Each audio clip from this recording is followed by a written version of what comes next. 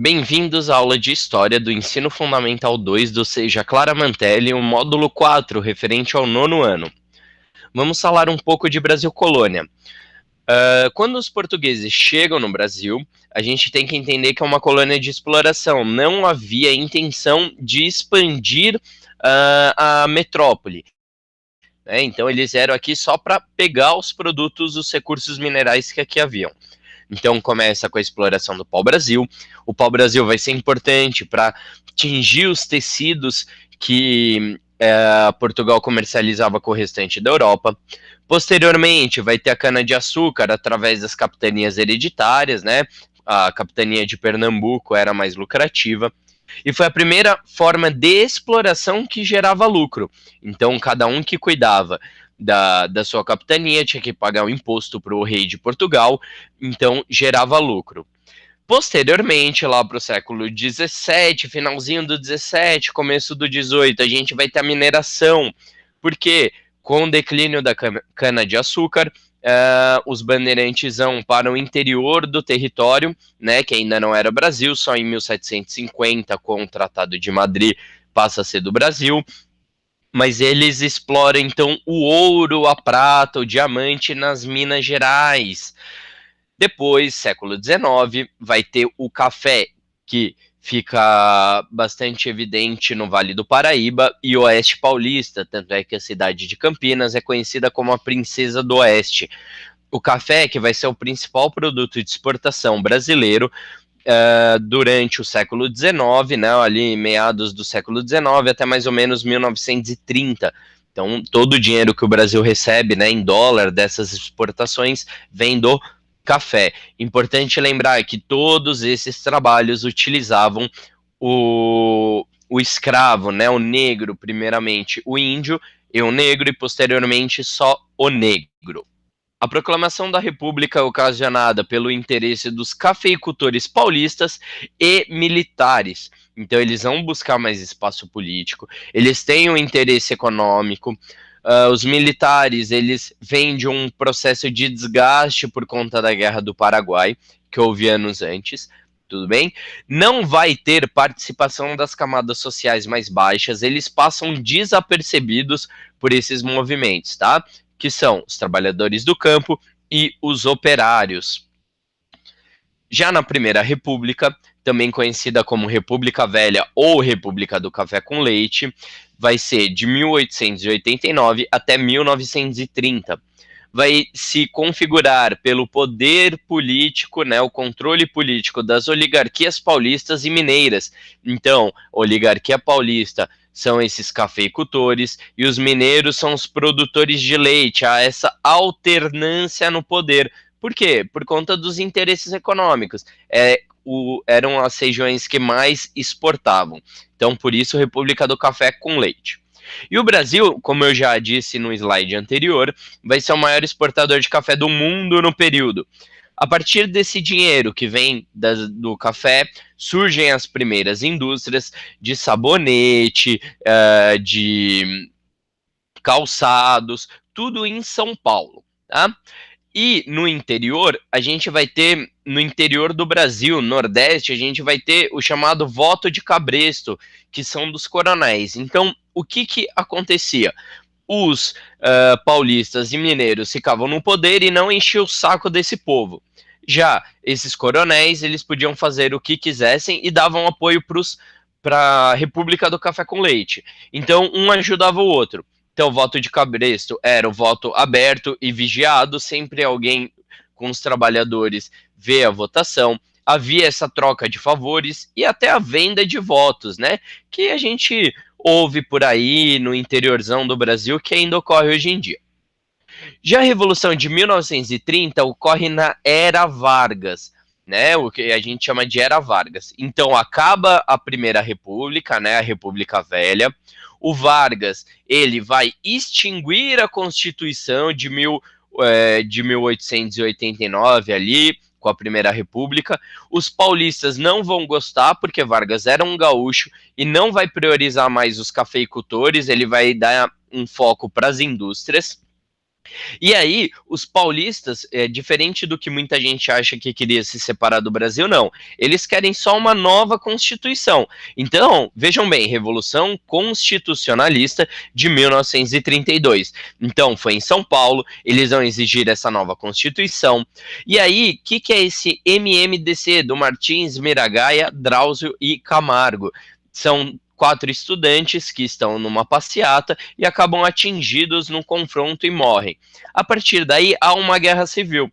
São Paulo entra só com o apoio do Mato Grosso e o restante do Brasil contra. É claro que ele ia perder. Tá? Então, São Paulo vai perder em parte porque Vargas acaba abrindo mão em 1934 é eleito uma constituinte, ou seja, pessoas são indicadas para elaborar essa nova Constituição.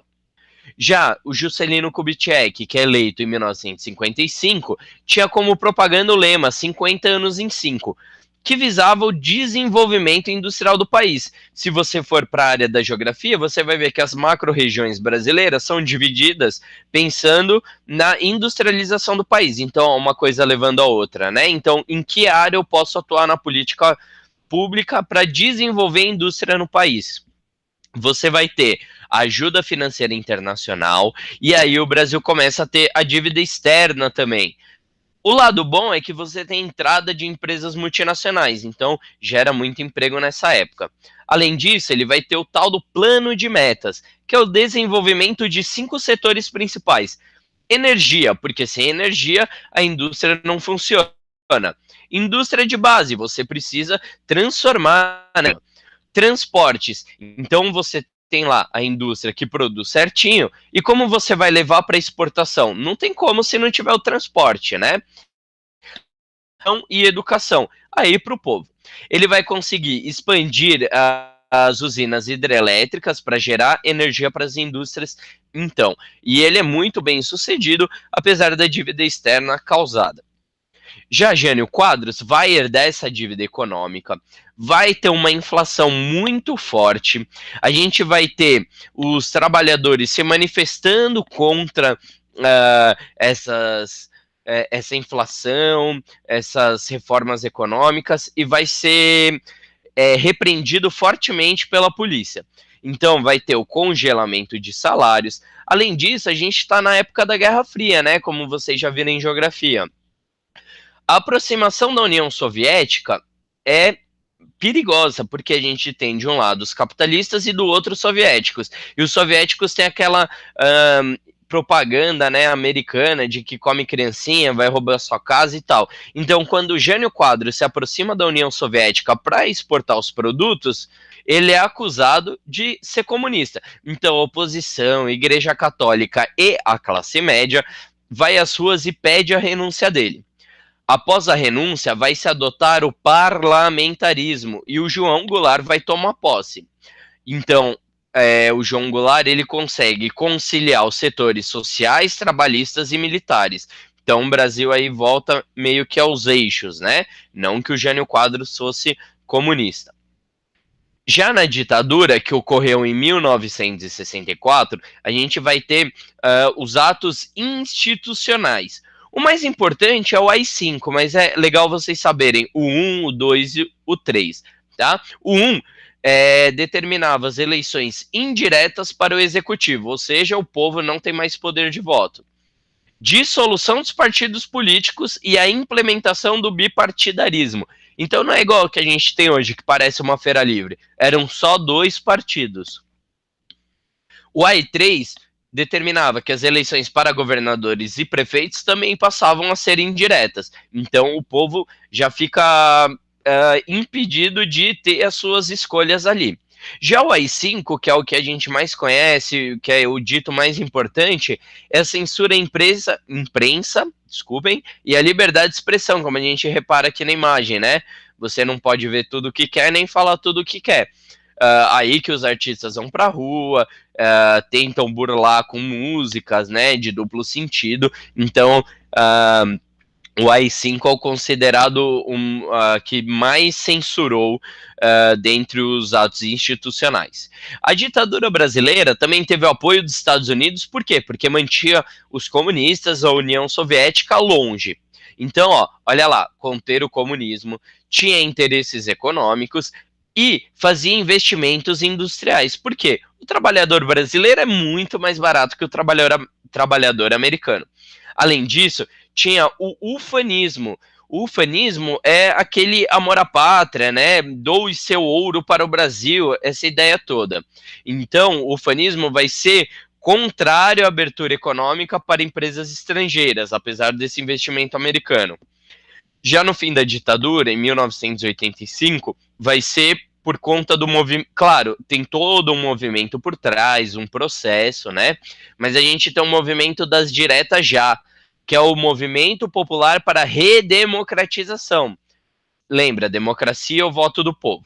Então, as eleições diretas para o poder executivo e legislativo, a gente vai ter a extinção da Constituição de 1967 e vai ter uma nova Constituição em 1988, que, dentre alguns pontos, tem a liberdade de expressão, liberdade religiosa, o voto obrigatório, direito direto.